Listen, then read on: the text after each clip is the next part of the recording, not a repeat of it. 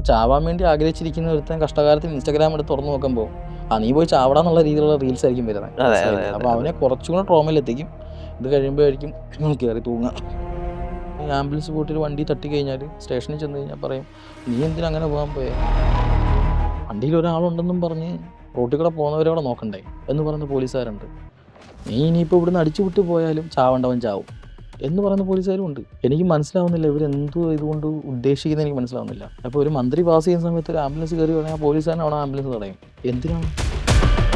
അപ്പം patient വണ്ടിയിലില്ലെങ്കിൽ siren ഇടാന്നൊരു പുതിയ നിയമം കൊണ്ടുവന്നു. ഈ സൈറൺ ഇടാതെ എങ്ങനെയാണ് സ്പോട്ടിലെത്താൻ ഞാനിങ്ങനെ ആലോചിച്ചിട്ടുണ്ട്. ഈ സൈറൺ ഇടാതെ എങ്ങനെ ആ സ്പോട്ടിലെത്താൻ പറ്റും? വണ്ടി അങ്ങോട്ട് കയറി നിന്നപ്പോൾ ഞാൻ തിരിച്ച് കയറ്റി വെച്ചിട്ട് ഞാൻ ചോദിച്ചു, അവിടെ നോക്കി ഈ വണ്ടി ഓടിക്കണമെന്ന് ചോദിച്ചു. ഈ വണ്ടി പണിഞ്ഞിട്ടേക്കണം, നിങ്ങൾ ഇടിച്ച് പൊട്ടിക്കാനെന്ന് ചോദിച്ചു.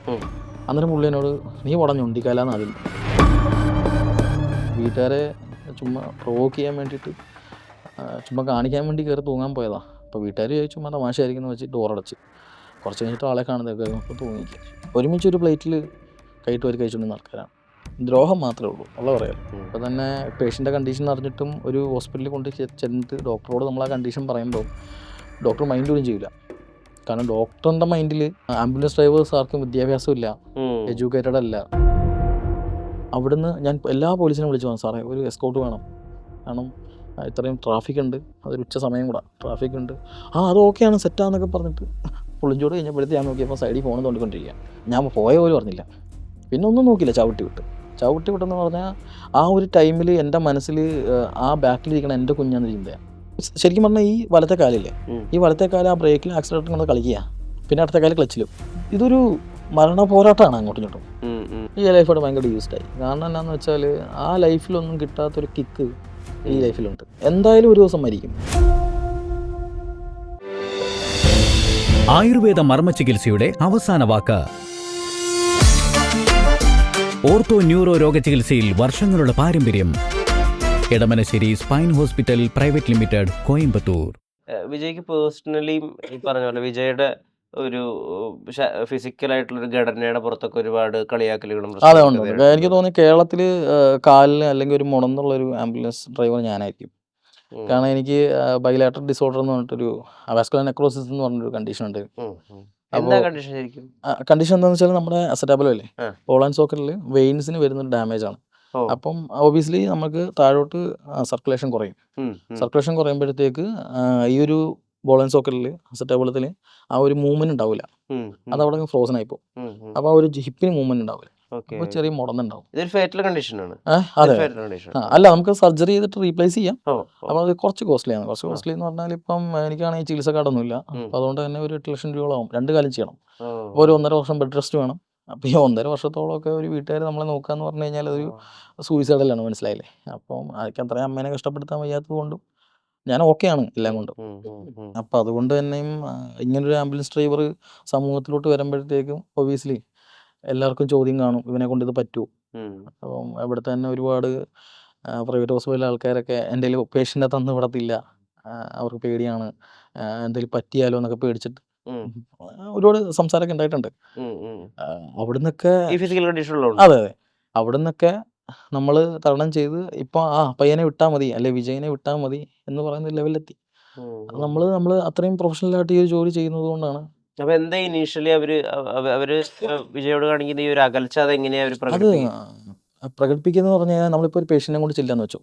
അപ്പോൾ ഏതൊരു ഹോസ്പിറ്റലിൽ നിന്ന് നമ്മളൊരു പേഷ്യൻറ്റിനെ നമ്മൾ ഷിഫ്റ്റ് ചെയ്യാൻ വേണ്ടി എടുക്കുന്ന ടൈമിൽ നമ്മൾ ഡോക്ടേഴ്സിനോട് ചോദിക്കും, അല്ലെ നേഴ്സിനോട് ചോദിക്കും എന്താ കണ്ടീഷൻ എന്ന് ചോദിക്കും. കാരണം കണ്ടീഷൻ അറിഞ്ഞു വെച്ചിട്ട് നമ്മൾ പേഷ്യൻറ്റിനെ എടുക്കുന്നത് എന്തുകൊണ്ട് നല്ലതാണ്. അല്ലെങ്കിൽ പൊട്ടൻ ആട്ടം കണ്ട കളിയായി പോകും. കാരണം കണ്ടീഷൻ അറിയാതെ നമ്മളൊരു പേഷ്യൻറ്റിനെ വണ്ടി കയറ്റി, ഒരു പക്ഷേ കണ്ടീഷൻ അറിഞ്ഞു കഴിയുമ്പോഴേക്കും നമുക്ക് ബോധം വരുന്ന അയ്യോ ഇത് ICU പേഷ്യൻ്റാണ്, ICU ആംബുലൻസിൽ കൊണ്ടുപോകേണ്ട പേഷ്യൻ്റാണ്. ICU ആംബുലൻസ് എന്ന് പറഞ്ഞു കഴിഞ്ഞാൽ ഇൻറ്റൻസീവ് കെയർ യൂണിറ്റ് എല്ലാം ഒരു ഒരു ഹോസ്പിറ്റൽ ICUവിൽ എന്തൊക്കെയുണ്ടോ അതെല്ലാം ഈ ഒരു ആംബുലൻസിലുണ്ടാവും. വിത്ത് നേഴ്സ്, ഒരു EMT നേഴ്സും ഉണ്ടാവും. അപ്പോൾ അങ്ങനെ കൊണ്ടുപോകേണ്ട കേസ് ചിലപ്പോൾ നമ്മൾ അബദ്ധവശം നമ്മൾ ചോദിക്കാതെ എടുത്ത് ഈ വണ്ടിയിൽ കൊണ്ടുപോയിട്ട് പേഷ്യൻ്റ് എന്തെങ്കിലും സംഭവിച്ചു കഴിഞ്ഞാൽ അത് പിന്നെ വലിയൊരു പ്രശ്നമാകും. അപ്പോൾ നമ്മുടെ കണ്ടീഷൻ ചോദിച്ചിട്ട് മാത്രമേ പേഷ്യൻറ്റിനെ നമ്മുടെ ആംബുലൻസിൽ കയറ്റാവൂ. അതുപോലെ തന്നെ ചില കേസുകളുണ്ട്, saturation sudden drop, SpO2 sudden drop എന്ന് പറഞ്ഞാൽ ഞാൻ ലാസ്റ്റ് 2 ദിവസം മുമ്പ് ഒരു കേസ് എടുത്തായിരുന്നു. അപ്പം പുള്ളിക്കാരി എന്നോട് പറഞ്ഞത് കുഴപ്പമില്ല, ഇപ്പം 3 പ്രശ്നമില്ല, 3 ലിറ്ററിലായിരിക്കണേ, നിങ്ങൾ ഇവിടുന്ന് കുറച്ച് നടക്കാനുണ്ട് ആംബുലൻസിൻ്റെ അടുത്തേക്ക്, കാരണം ഉള്ളിൽ നിന്നേ അപ്പം ഞാൻ പറഞ്ഞു സാച്ചുറേഷൻ സഡൻ ഡ്രോപ്പ് ആണോ? ഉം. അല്ല, സഡൻ ഡ്രോപ്പ് ഒന്നും അല്ലെന്ന് പറഞ്ഞു. ഉം. അപ്പോൾ ആള് പെട്ടെന്ന് ഇറങ്ങി സ്ട്രക്ചറിൽ കിടന്നു. ഇച്ചിരി അങ്ങോട്ട് മൂവ് ആയപ്പോൾ തന്നെ ശ്വാസം മുട്ടൽ തുടങ്ങി. അപ്പോൾ സാച്ചുറേഷൻ സഡൻ ഡ്രോപ്പാണ്, മനസ്സിലായില്ലേ? അപ്പോൾ അത് ഓറ്റി വെച്ച് പോകേണ്ട കേസാണ്, ഓക്സിജൻ വെച്ച് പോകണ്ട ഓക്സിജൻ വെച്ച് പോകേണ്ട കേസാണ്. അപ്പോൾ ഓക്സിജൻ വെച്ച് പോകുമ്പോഴും നമ്മൾ എത്ര ലിറ്ററൊന്നും കാര്യങ്ങളൊക്കെ ഉണ്ട്. അപ്പോൾ ഇന്നലെ തന്നെ ഞാൻ ഒരു കേസ് എടുത്തിട്ടുണ്ടായിരുന്നു, ഒരു അമ്മച്ചിൻ്റെ. അപ്പോൾ പുള്ളിക്കാരിക്ക് കഞ്ഞി കൊടുത്ത വഴിക്ക് ഷുഗർ ഹൈക്കായതാണ്. ഹൈക്കായിട്ട് പുള്ളിക്കാരുടെ ബോധം പോയി. അപ്പോൾ 400 സംതിങ്ങോളം പോയി ഷുഗർ.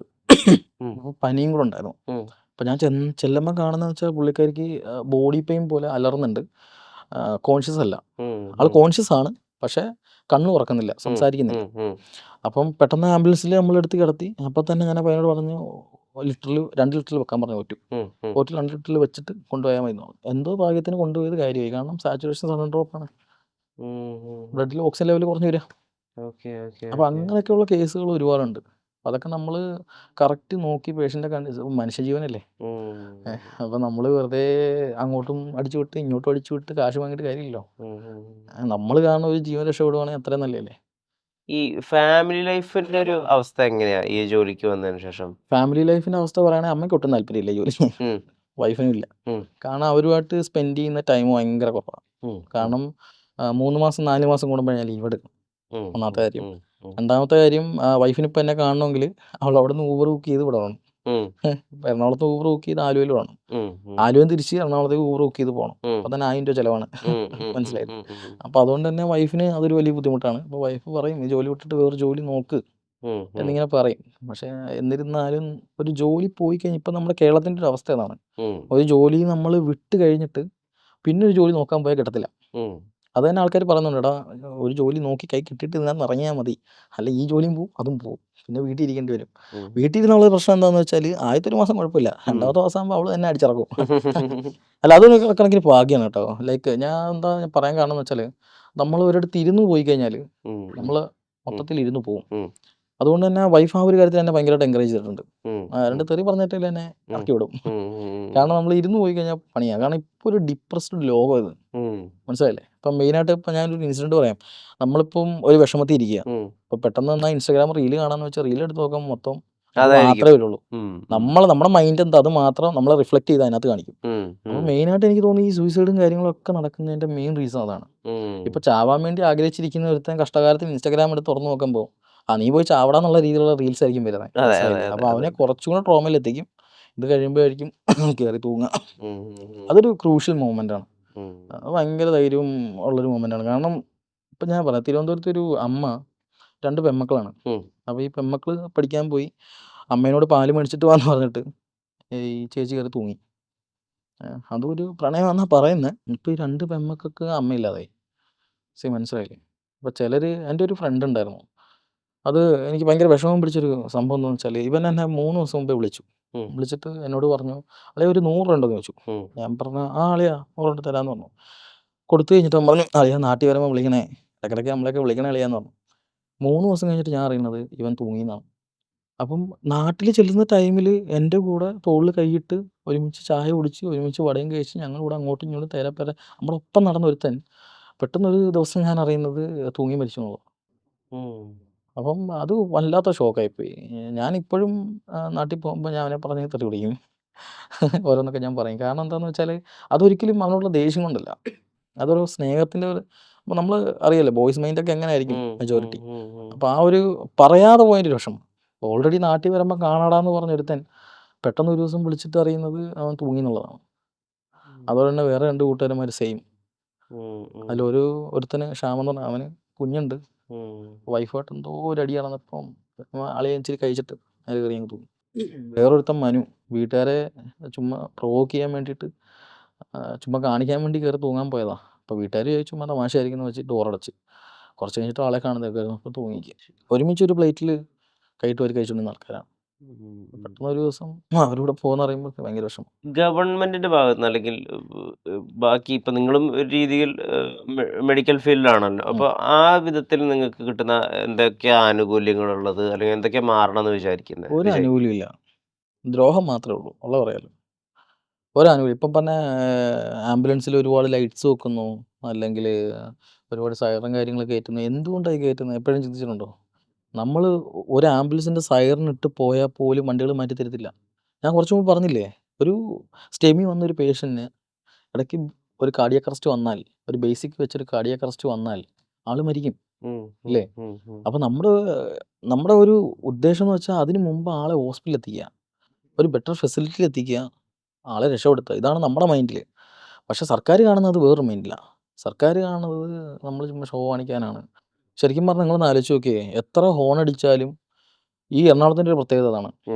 ഈ നൈറ്റ് നമ്മളിപ്പോൾ ആംബുലൻസ് വരിക, അല്ലെങ്കിൽ ഡെയിലി വരിക, നമ്മുടെ ഫ്രണ്ടിൽ കുറച്ച് ലൈറ്റ്സ് ഉണ്ട്, അല്ലെങ്കിൽ ബ്ലിങ്കേഴ്സ് ഉണ്ട്. ഇത് അവരുടെ മിററിൽ, സൈഡ് മിററിലോ ബാക്ക് മിററിലോ പോയി അടിക്കുമ്പോൾ അവർക്ക് അറിയാം ബാക്കിൽ വണ്ടി വരുന്നുണ്ട്. കാരണം എല്ലാവരും മെജോറിറ്റിയും ഗ്ലാസ് ഇട്ട് പാട്ട് വിട്ടായിരിക്കും ഇരിക്കുന്നത്, അല്ലെങ്കിൽ ഫോണിലായിരിക്കും, ആരും ശ്രദ്ധിക്കില്ല. അപ്പോൾ അവർക്ക് ശ്രദ്ധിക്കാൻ പറ്റിയ ഏറ്റവും നല്ലൊരു കാര്യം ഈ പറയുന്ന ലൈറ്റ്സ് ആണ്. അതുകൊണ്ടാണ് നമ്മൾ മെജോറിറ്റി ഈ സാധനങ്ങൾ വണ്ടിയിൽ യൂസ് ചെയ്യുന്നത്. എന്നാൽ അതിനെ വേറൊരു രീതിയിൽ എടുത്ത് കണ്ട് വൾഗറായിട്ട് ചെയ്യുന്ന ആൾക്കാരുണ്ട്. അത് തെറ്റ് തന്നെയാണ്, അവർക്ക് ഞാൻ സപ്പോർട്ട് ചെയ്യില്ല. എന്നാലും ഞാൻ പറഞ്ഞ ഈ ബ്ലിങ്കേഴ്സും കാര്യങ്ങളൊക്കെ അത്യാവശ്യം വേണം. കാരണം ഇപ്പോൾ ഈ 108 ഇരിക്കുന്ന ബ്ലിങ്കേഴ്സ് കണ്ടിട്ടില്ലേ, അത് ഓൾറെഡി സർക്കാർ കൊടുത്ത സാധനമാണ്. പക്ഷെ അതേപോലെ ഒരു പ്രൈവറ്റ് വണ്ടി വെക്കണമെങ്കിൽ ആ പുള്ളിക്കാരൻ എത്ര രൂപ അതിന് വേണ്ടി മുടക്കണം. അപ്പോൾ 108 ഓടുന്ന ആൾക്കാർക്ക് പ്രിവിലേജ് ഉണ്ട്, ലൈക്ക് അവർക്ക് മാസം ഇത്ര നാൾ ഓടിയാൽ മതിയല്ലേ, അതിൻ്റെ ശമ്പളം ഉണ്ട്, കാര്യങ്ങളുണ്ട്. പക്ഷെ നമുക്ക് ഒരു തരത്തിലും ഒരു സപ്പോർട്ടും ഇല്ല. ഇപ്പം ഈ ആംബുലൻസ് പോയിട്ടൊരു വണ്ടി തട്ടി കഴിഞ്ഞാൽ സ്റ്റേഷനിൽ ചെന്ന് കഴിഞ്ഞാൽ പറയും, നീ എന്തിനാ അങ്ങനെ പോകാൻ പോയേ, വണ്ടിയിൽ ഒരാളുണ്ടെന്നും പറഞ്ഞ് റോട്ടിൽ കൂടെ പോകുന്നവരവിടെ നോക്കണ്ടേ എന്ന് പറയുന്ന പോലീസുകാരുണ്ട്. നീ ഇനിയിപ്പോൾ ഇവിടുന്ന് അടിച്ചു വിട്ട് പോയാലും ചാവേണ്ടവൻ ചാവും എന്ന് പറയുന്ന പോലീസുകാരും ഉണ്ട്. എന്താ? നീ ഇപ്പം എത്ര സ്പീഡിൽ പോയാലും ചാവേണ്ടവൻ ചാവും എന്ന് പറയുന്ന പോലീസുകാരും ഉണ്ട്. ഇപ്പോൾ KSRTC ബസ് സൈഡ് തരാതെ KSRTC ബസ്സിൻ്റെ സൈഡിൽ കൊണ്ട് തട്ടിയിട്ട് നമ്മളിറങ്ങി എന്തെങ്കിലും പറഞ്ഞു കഴിഞ്ഞാൽ KSRTC ബസ്സിൻ്റെ റൂട്ട് മുടക്കി, അല്ലെങ്കിൽ അവരുടെ സമയം പാഴാക്കി എന്ന് പറഞ്ഞിട്ട് നമുക്കെതിരെ കേസ് വരും. ട്രിപ്പ് മുടക്കിയെന്ന് പറഞ്ഞിട്ട് നമുക്കെതിരെ കേസ് എടുക്കും. എനിക്ക് മനസ്സിലാവുന്നില്ല ഇവരെന്തോ ഇതുകൊണ്ട് ഉദ്ദേശിക്കുന്നത്, എനിക്ക് മനസ്സിലാവുന്നില്ല. അപ്പോൾ ഒരു മന്ത്രി പാസ് ചെയ്യുന്ന സമയത്ത് ഒരു ആംബുലൻസ് കയറി വേണമെങ്കിൽ ആ പോലീസുകാരൻ അവിടെ ആംബുലൻസ് തടയും. എന്തിനാണ്? ഞാൻ പലപ്പോഴും ഞാനിങ്ങനെ ആലോചിച്ചിട്ടുണ്ട്, ശരിക്കും എന്താണ് ഇവിടുത്തെ ആക്ച്വൽ പ്രശ്നമെന്ന് എനിക്കറിയത്തില്ല. നമ്മളെ എന്തോ ഒരു ടെററിസ്റ്റ് പോലെയൊക്കെ കാണുന്ന ആൾക്കാരുണ്ട്. നമ്മൾ എന്തോ വലിയ തെറ്റ് ചെയ്തുള്ള രീതിയിൽ അടിച്ചാക്ഷേപിക്കുന്ന ആൾക്കാരുണ്ട്. അപ്പോൾ തന്നെ പേഷ്യൻ്റെ കണ്ടീഷൻ അറിഞ്ഞിട്ടും ഒരു ഹോസ്പിറ്റലിൽ കൊണ്ട് ചെന്നിട്ട് ഡോക്ടറോട് നമ്മൾ ആ കണ്ടീഷൻ പറയുമ്പോൾ ഡോക്ടർ മൈൻഡ് പോലും ചെയ്യില്ല. കാരണം ഡോക്ടറിൻ്റെ മൈൻഡിൽ ആംബുലൻസ് ഡ്രൈവേഴ്സ് ആർക്കും വിദ്യാഭ്യാസമില്ല, എഡ്യൂക്കേറ്റഡ് അല്ല. മനസ്സിലായില്ലേ? ചെറുപ്പം തൊട്ടേ ഇങ്ങനെ വണ്ടി ഫീൽഡിലൊക്കെ കറങ്ങി തിരിഞ്ഞവന്മാർ അതിനകത്ത് വന്ന് കയറുന്നതെന്നാണ് മിക്കവരുടെയും ചിന്ത. അപ്പോൾ അതുകൊണ്ടൊരു കണ്ടീഷൻ ഇപ്പം മേ ബി ഇപ്പം ഏതെങ്കിലും ഒരു അസുഖത്തിന്, അല്ലെങ്കിൽ ഇവർക്കെല്ലാം ഒരു കോഡ് ഭാഷയാണല്ലോ, അപ്പോൾ അറിയാത്തൊരു കാര്യമാണ് ഞാൻ എടുത്ത് ചോദിക്കും, അതെന്താണെന്നുള്ളത് എടുത്ത് ചോദിക്കും. അപ്പോൾ ചില ഡോക്ടേഴ്സ് പറഞ്ഞു തരത്തില്ല. അപ്പോൾ അതൊക്കെ കാണുമ്പോൾ നമുക്കൊരു ബുദ്ധിമുട്ട് തോന്നും. മനസ്സിന് ഏറ്റവും അധികം സന്തോഷം പകർന്ന, അതായത് ഞാൻ ഈ 100-130 പോയതുകൊണ്ട് വലിയ ഉപകാരം ഉണ്ടായി അങ്ങനെ തോന്നിയ ഒരു ഇൻസിഡന്റ് നമ്മുടെ ഇവിടുത്തെ ഒരു ഹോസ്പിറ്റലുണ്ട് ആലുവയിൽ. ആ ഹോസ്പിറ്റലിൽ നിന്ന് ഞാൻ ഒരു കുഞ്ഞിനെ എടുത്തിട്ടുണ്ടായിരുന്നു. അപ്പോൾ ജനിച്ചിട്ട് 4 ദിവസമായിട്ടുള്ളൂ. 4 ദിവസമായ കുഞ്ഞിന് ഷുഗർ ലോ ആയിട്ട് ബോധം പോയി. അപ്പോൾ അന്ന് ICU ആംബുലൻസ് വിളിച്ചിട്ട് എവിടെയും കിട്ടാനില്ല.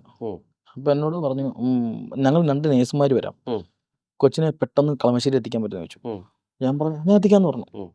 അങ്ങനെ ആ കുഞ്ഞിനെ തൊട്ട് ബാക്കിൽ ഒരു നേഴ്സിൻ്റെ കൊടുത്തിരിക്കുക, ഒരു നേഴ്സ് ഫ്ലൂയിഡ് പിടിച്ചേക്കുക.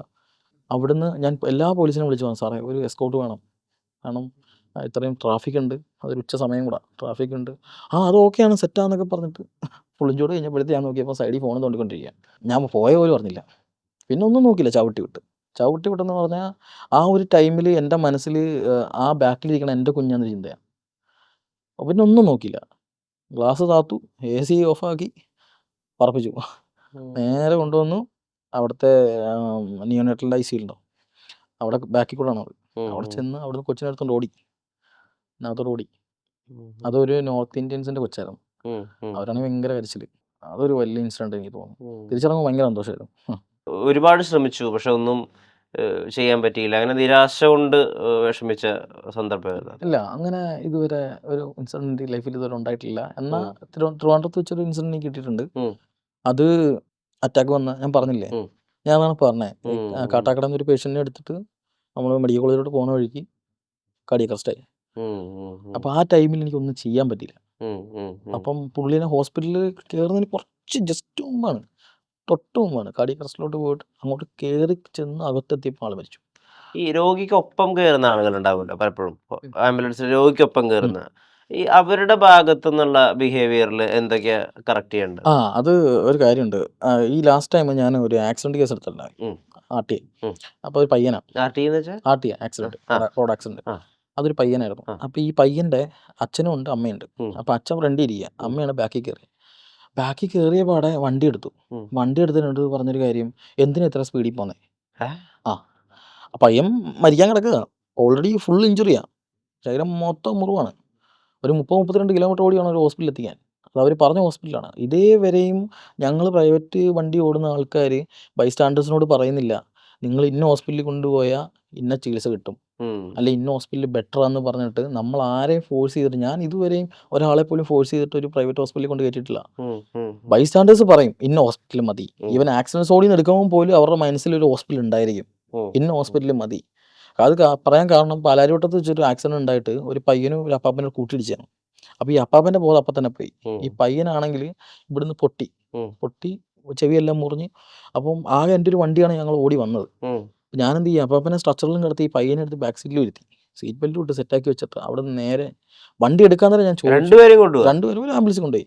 രണ്ടുപേരെയും അന്ന് കൊണ്ടുപോയി റിനെ ഹോസ്പിറ്റലാണ് പാലാരിവട്ടത്തെ. അപ്പം എന്നോട് പറഞ്ഞു റിനെ പോയാൽ എന്ന് പറഞ്ഞു അവിടെ നിന്നൊരു പുള്ളി.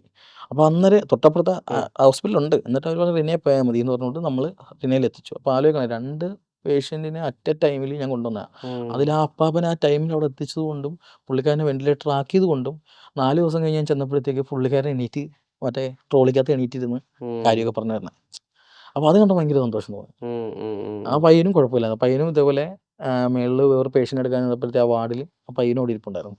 ഈ ബൈസ്റ്റാൻഡേഴ്സ് പലപ്പോഴും ഈ അവരുടെ എന്താ പറയാ, ഈ സിറ്റുവേഷൻ എങ്ങനെ ഹാൻഡിൽ ചെയ്യണമെന്ന് അറിയാത്ത ഒരു വ്യഗ്രത. പാനിക്. അതെ അതാ ഞാൻ പറഞ്ഞു, കുറച്ച് മുമ്പ് പറഞ്ഞില്ലേ, മറ്റേ അമ്മയുടെ കേസ് പറഞ്ഞില്ലേ, എന്തിന് ഇത്ര സ്പീഡിൽ പോകുന്നതെന്ന് ചോദിച്ചു.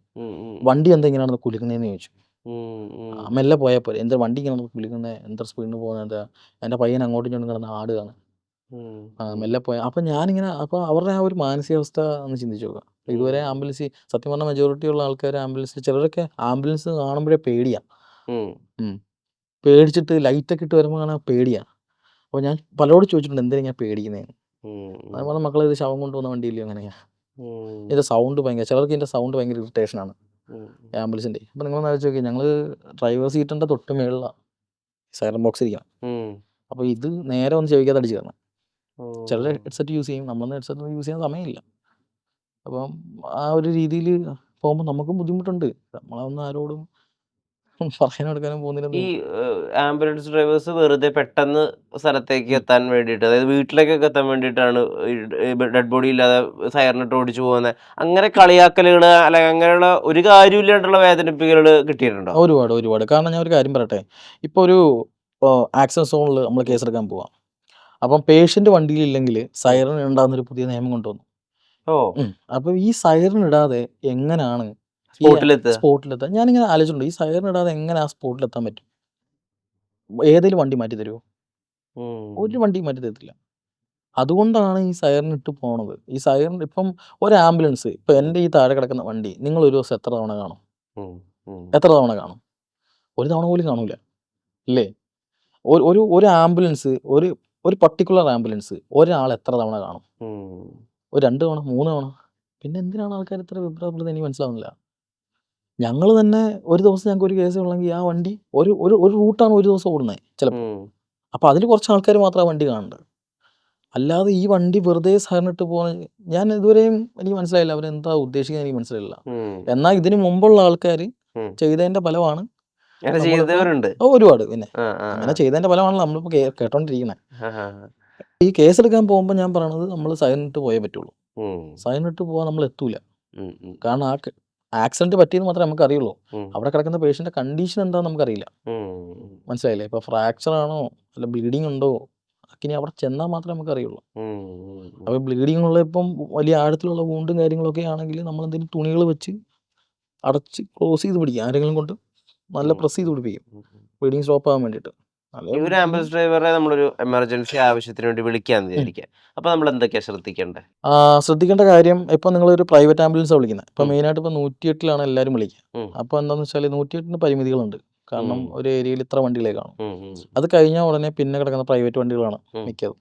അപ്പം വിളിച്ചു കഴിഞ്ഞാൽ നിങ്ങൾ മെയിനായിട്ട് പറയേണ്ട ഒരു കാര്യം, നിങ്ങൾക്കിപ്പോൾ ലൊക്കേഷൻ അറിയില്ല എന്നുണ്ടെങ്കിൽ നിങ്ങൾ ആ വിളിക്കുന്ന നമ്പർ വാട്സാപ്പ് ഉണ്ടാവും. ആ വാട്സാപ്പിൽ നിങ്ങൾക്ക് ലൊക്കേഷൻ അയച്ചു തരാൻ പറ്റും. അതല്ലാന്നുണ്ടെങ്കിൽ നിങ്ങൾക്ക് റൂട്ട് പറയാം. ഇന്ന റൂട്ടിൽ ഇന്ന കടയുടെ ഓപ്പോസിറ്റ് ആണ്, അല്ലെ ഇന്ന റൂട്ടിൽ ഇന്ന പാലം കഴിഞ്ഞിട്ടാണ് എന്ന് പറയുമ്പോൾ തന്നെ ആ ഒരു ഏരിയയിൽ നിൽക്കുന്ന ഒരു ആംബുലൻസുകാരനാണെങ്കിൽ അത് പെട്ടെന്ന് മനസ്സിലാവും. അപ്പം എത്രയും പെട്ടെന്ന് നമുക്ക് അവിടെ എത്താൻ പറ്റും, കിലോമീറ്റർ നോക്കിയിട്ട് എത്താൻ പറ്റും. ഇന്നലെ തന്നെ ഞാൻ ഒരു കേസ് എടുക്കാൻ പോയത് 23 കിലോമീറ്റർ ഓടിയിട്ടാണ്. അപ്പോൾ 23 കിലോമീറ്റർ ഞാൻ ഇന്നലെ 12 മിനിറ്റിലെത്തി. 12 മിനിറ്റിൽ ഞാൻ 23 കിലോമീറ്റർ എത്തി.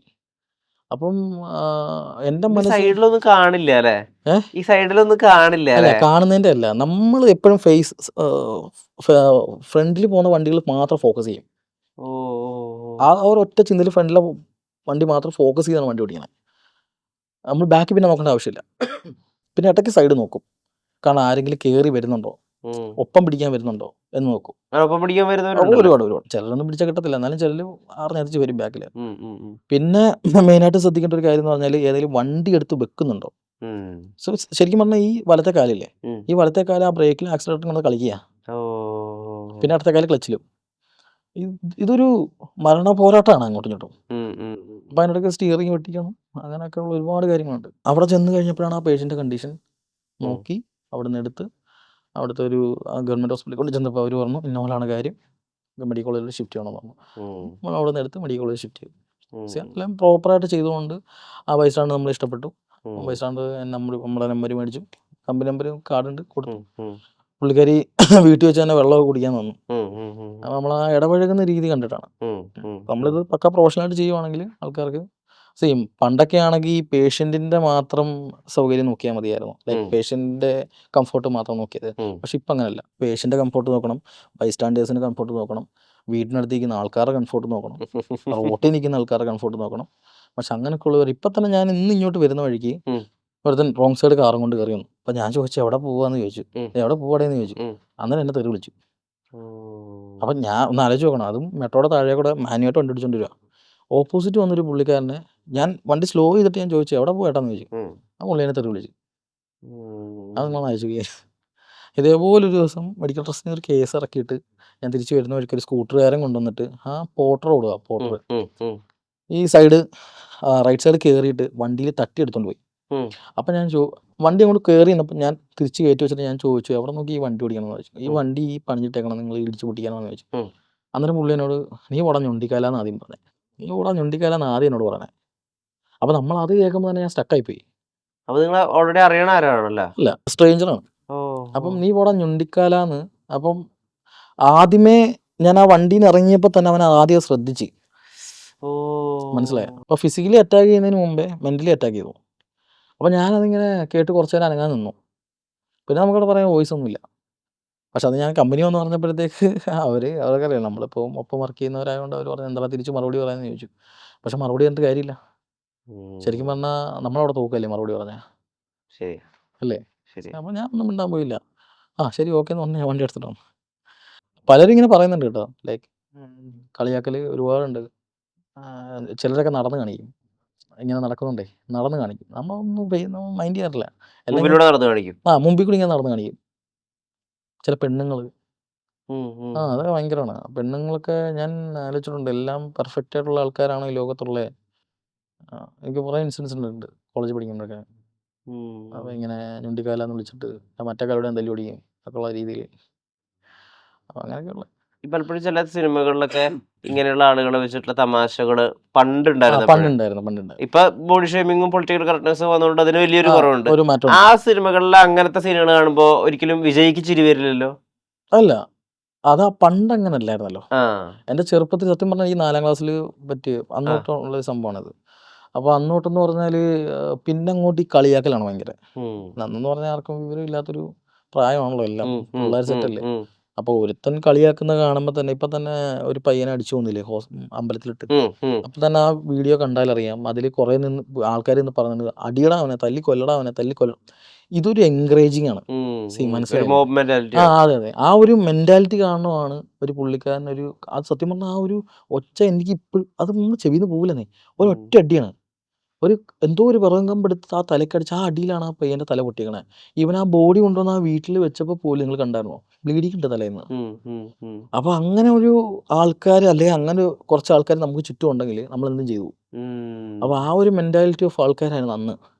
അപ്പോൾ ഏതെങ്കിലും ഒരുത്തൻ അവിടെ നിന്ന് കളിയാക്കുമ്പോൾ ഇത് കാണുമ്പോൾ വിചാരിക്കും അത് ശരിയാണെന്ന് വിചാരിച്ചിട്ട് കളിയാക്കും. പക്ഷെ നമ്മൾ വളർന്നു വരുന്നതിനനുസരിച്ച് നമുക്ക് മനസ്സിലാവും അതല്ല കാര്യം, തെറ്റായിട്ടുള്ള ഒരു കാര്യമാണ്. പിന്നെ ഞാൻ പറഞ്ഞല്ലോ, നമ്മൾ ഒരു ചെറിയ കുറവുണ്ടെങ്കിലും അതിനെ പരിഹസിക്കാനാണ് ഏറ്റവും കൂടുതൽ ആൾക്കാർ.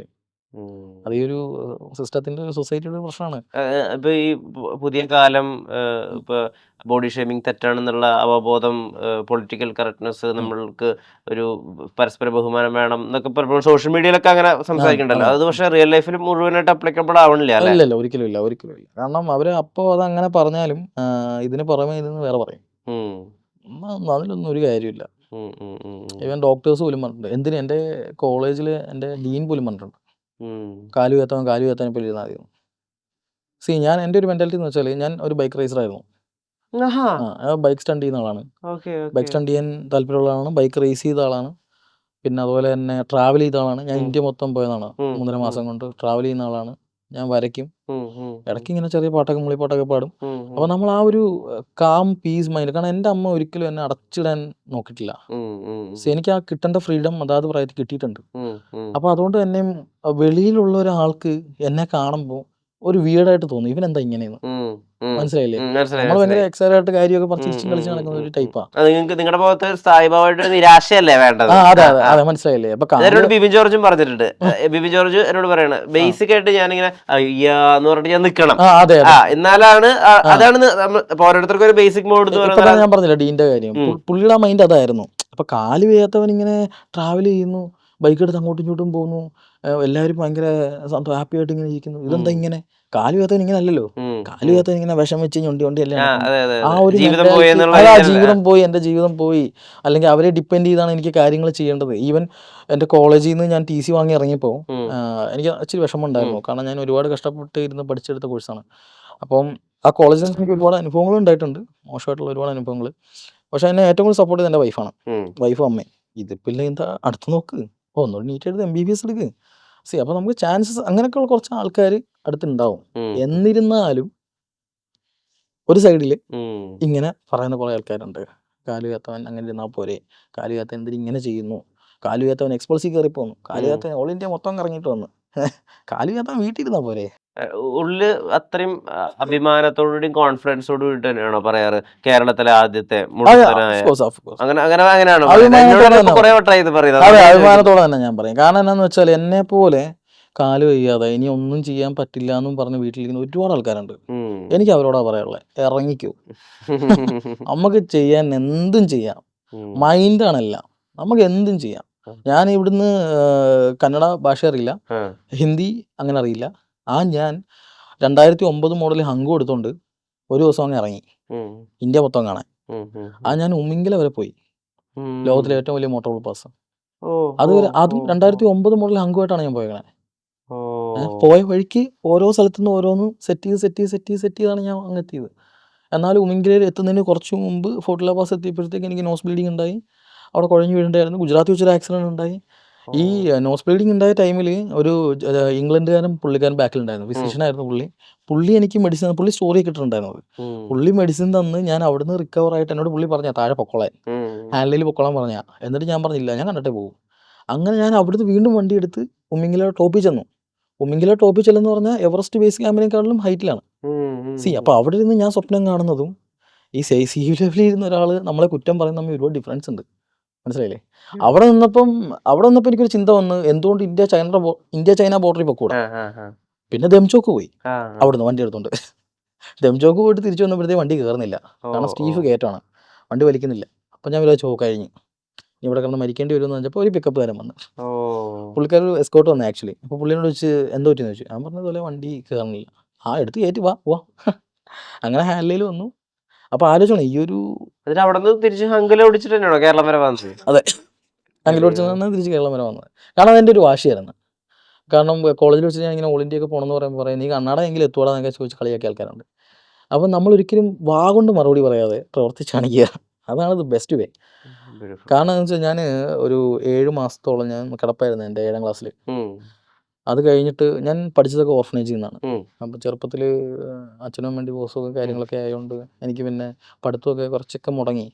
പിന്നെ ഞാൻ പഠിക്കുന്നത് കൊല്ലത്തൊരു ഓർഫനേജിൽ നിന്നിട്ടാണ്. അപ്പോൾ അവിടെ വെച്ചിട്ട് കുറച്ച് നാൾ വയ്യാതെ കിടപ്പായപ്പോഴത്തേക്ക് ആഹാരം പോലും എടുത്തു തരാൻ ആരുമില്ലായിരുന്നു. മനസ്സിലായില്ലേ? അപ്പോൾ ആ ഒരു കളിയാക്കലും നിന്നെ കൊണ്ടൊന്നിനും പറ്റൂല, നീ ഒരു ഞൊണ്ടിക്കാലിനാണ്, അല്ലെ 8-10 നിന്നെ കൊണ്ട് ഒരു കാര്യവും പറ്റൂല എന്ന് പറഞ്ഞ് നമ്മൾ അടിച്ചാക്ഷേപിച്ച കുറച്ച് ആൾക്കാരുണ്ട്. അപ്പോൾ അന്ന് തുടങ്ങിയ എൻ്റെ വാശിയാണ്. സാധിക്കാതെ ഒന്നുമില്ല, എല്ലാം സാധിക്കും. ഇപ്പോൾ ഹെലികോപ്റ്റർ ഓടിക്കാൻ പറഞ്ഞാൽ ഞാൻ ഓടിക്കും. അതൊരു മെൻറ്റാലിറ്റിയാണ്. അപ്പം കാല് വയ്യാത്തവൻ ആംബുലൻസ് ഓടിക്കാൻ പറ്റത്തില്ല എന്ന് പറഞ്ഞ് നമ്മളെ പരിഹസിച്ച് കുറേ ആൾക്കാരുണ്ട്. അപ്പോൾ അത് 2 വർഷമായി. എടുക്കാത്ത കേസുകളും ഇല്ല, പോകാത്ത സ്ഥലങ്ങളും ഇല്ല. അപ്പോൾ കാലൊക്കുന്നതിനെക്കാട്ടിലും നന്നായിട്ട് കാര്യങ്ങൾ ഇപ്പോൾ പ്രൊഫഷണലായിട്ട് ഞാൻ ചെയ്യുന്നുണ്ട്. പക്ഷെ എപ്പോഴെങ്കിലും തോന്നുന്നുണ്ടോ കൃത്യമായിട്ടുള്ള വരുമാനമില്ല, കൃത്യമായിട്ടുള്ള ഭക്ഷണമില്ല, ഉറക്കമില്ല, ഡെയിലി റിസ്ക്, 130 km/hലാണ് ഡെയിലി അങ്ങോട്ടും ഇങ്ങോട്ടൊക്കെ 100 to 130.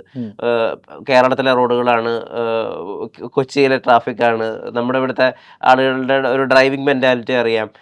കുറച്ചുകൂടി ഇപ്പോൾ ഒരു കോർപ്പറേറ്റ് ജോലിയോ അല്ലെങ്കിൽ മെഡിക്കൽ ഫീൽഡോ ഒക്കെ പോയിരുന്നെങ്കിൽ ഒരു സമാധാനം കിട്ടുമായിരുന്നില്ലേ, ഇത്ര റിസ്ക് എടുക്കേണ്ടായിരുന്നില്ല, അങ്ങനെ വീടുവിചാരങ്ങളുണ്ടായ ദിവസങ്ങളുണ്ടോ? ഇല്ല, അങ്ങനല്ല. ആക്ച്വലി ഇപ്പം ഞാൻ ഇതുപോലെ ഭയങ്കര യൂസ്ഡായി ഈ ലൈഫായിട്ട് ഭയങ്കര യൂസ്ഡായി. കാരണം എന്താണെന്ന് വെച്ചാൽ ആ ലൈഫിലൊന്നും കിട്ടാത്തൊരു കിക്ക് ഈ ലൈഫിലുണ്ട്. കാരണം എന്തായാലും ഒരു ദിവസം മരിക്കും. എന്തായാലും ഒരു ദിവസം മരണം ഉറപ്പാണ്. അപ്പം മരിക്കുമ്പം ഒരു കാര്യം എനിക്കറിയാം, എൻ്റെ വീട്ടിൽ എന്തായാലും എൻ്റെ വീട്ടുകാരായിരിക്കില്ല കൊണ്ട് ചെല്ലുക തന്നെ. എന്നെ കൊണ്ടുപോകാൻ മിക്കവാറും കേരളത്തിലെ എല്ലാ ആംബുലൻസുകാരും മിക്കവാറും കാണും. അല്ലെങ്കിൽ എൻ്റെ എറണാകുളത്ത് വർക്ക് ചെയ്യുന്ന എല്ലാവരും കാണും. ഇപ്പോൾ കണ്ടില്ലേ, ഈ സോൾജേഴ്സ് ഒക്കെ അവിടുത്തെ വീരമൃത്യു മരിച്ചിട്ട് അവരെ നാട്ടിൽ കൊണ്ടുവരുമ്പോൾ ആ ഒരു നാട്ടിലെ ജനം മൊത്തം ഉണ്ടാവും.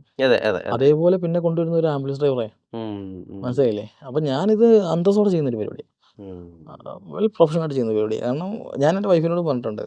വൈഫ് ഒരു ദിവസം വിളിച്ചിട്ട് ഫോൺ കിട്ടാതായിട്ട് അവൾ ആ പാനിക്കായി പോയി, എന്തായാലും ആക്സിഡൻറ്റ് പറ്റിയെന്ന് വിചാരിച്ചിട്ട്.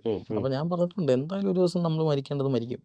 അപ്പോൾ നമുക്കെല്ലാം ഭൂമിയിൽ ഞാൻ ജനിച്ചു, നമുക്കൊരു ജീവിതം എങ്ങനെയോ കിട്ടി. അപ്പം എൻ്റെ പർപ്പസ് എന്താണെന്നുള്ളത് നമ്മൾ നോക്കുക. അത് ലൈഫിൻ്റെ ഒരു ഘട്ടമെത്തുമ്പോൾ നമുക്കത് മനസ്സിലാവും.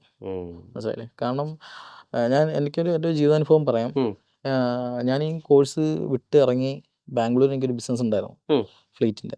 അപ്പോൾ അവിടെ വെച്ചിട്ട് ബിസിനസ് എല്ലാം പൊട്ടി, കയ്യിൽ കാശൊന്നും ഇല്ലാതെ നാട്ടിൽ വന്നൊരു സമയമുണ്ട്, 2024 ലാസ്റ്റ്. ആ ടൈമിൽ കഴിക്കാൻ ആഹാരം പോലും ഇല്ലാതെ ആകെ പെട്ടിരുന്ന സമയത്ത് ഞാൻ ഹാങ് ചെയ്തു.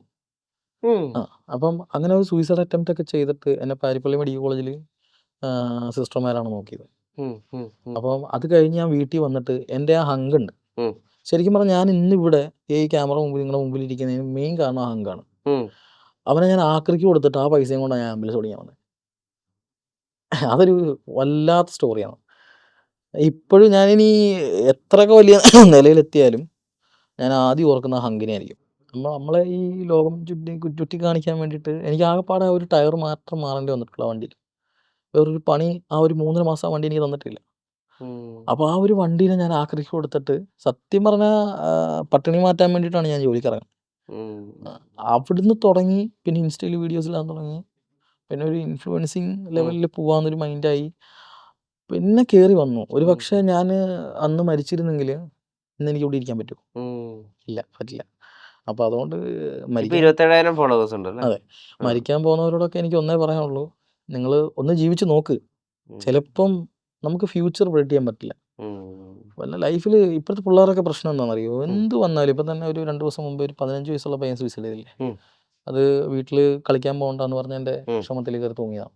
അപ്പം പണ്ടൊക്കെ എന്ന് പറഞ്ഞാൽ അമ്മയൊന്ന് കളിക്കാൻ പോയിക്കോട്ടെ എന്ന് പറഞ്ഞാൽ വടി എടുത്ത് തട്ടിയാ, അപ്പനൊക്കെ എടുത്ത് എറിയും നമ്മളെ, ചെണ്ടയാണ് നമ്മളെ വീട്ടിലെ. അപ്പം അന്ന് അത്രയും അടിയിടിയും കൊണ്ടുവന്ന നമുക്ക് അന്നൊരു പ്രശ്നമല്ല.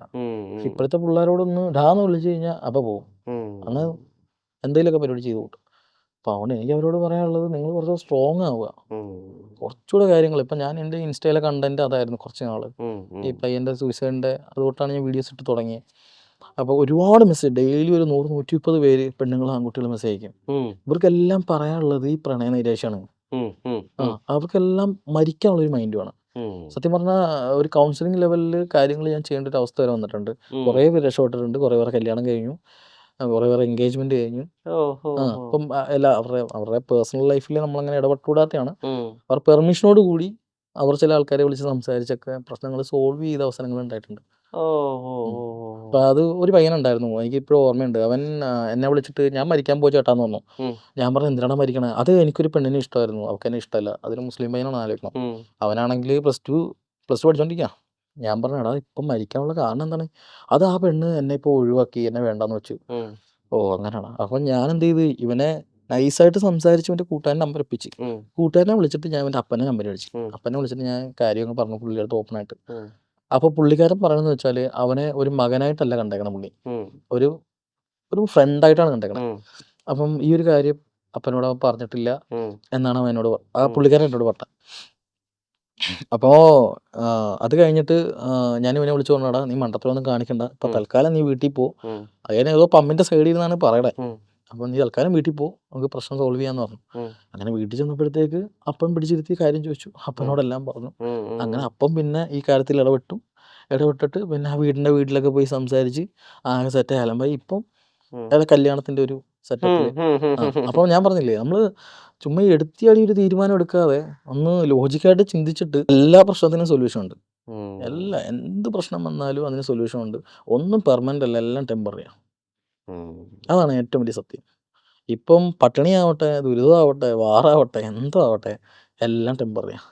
കുറച്ച് കഴിയുമ്പോൾ വീണ്ടും സമാധാനം വരും. അപ്പോൾ അത് മനസ്സിലാക്കുക മാക്സിമം. തീർച്ചയായും സംഭാഷണത്തിലൂടെ മനസ്സിലായ ഒരു കാര്യം, ഇപ്പം നിങ്ങളുടെ ഉള്ളിൽ നന്മ ചെയ്യുന്നു, അത് ഡെയിലി ബേസിസിൽ ചെയ്യുന്നു എന്നുള്ള ഒരു ചാരിതാർത്ഥ്യം ഉണ്ടല്ലോ നിങ്ങൾക്ക്. അപ്പോൾ അതുമായിട്ട് ഒരു ജോലി ചെയ്യുക, അതുമായിട്ട് ഇങ്ങനെ മുന്നോട്ട് പോകാൻ പറ്റുക, അത് ഇനി ഒരുപാട് പോകട്ടെ. സർക്കാർ കണ്ണു തുറക്കട്ടെ, കുറച്ചുകൂടി ആനുകൂല്യങ്ങൾ നിങ്ങൾക്ക് ലഭിക്കട്ടെ. വിജയുടെ വിജയയാത്ര തുടരട്ടെ. Thank you. നേരത്തിന് ഒരുപാട് നന്ദി. നല്ല നമസ്കാരം. ആയുർവേദ മർമ്മ ചികിത്സയുടെ അവസാന വാക്ക്. ഓർത്തോ ന്യൂറോ രോഗ ചികിത്സയിൽ വർഷങ്ങളുടെ പാരമ്പര്യം. Edamanassery spine hospital private limited, Coimbatore.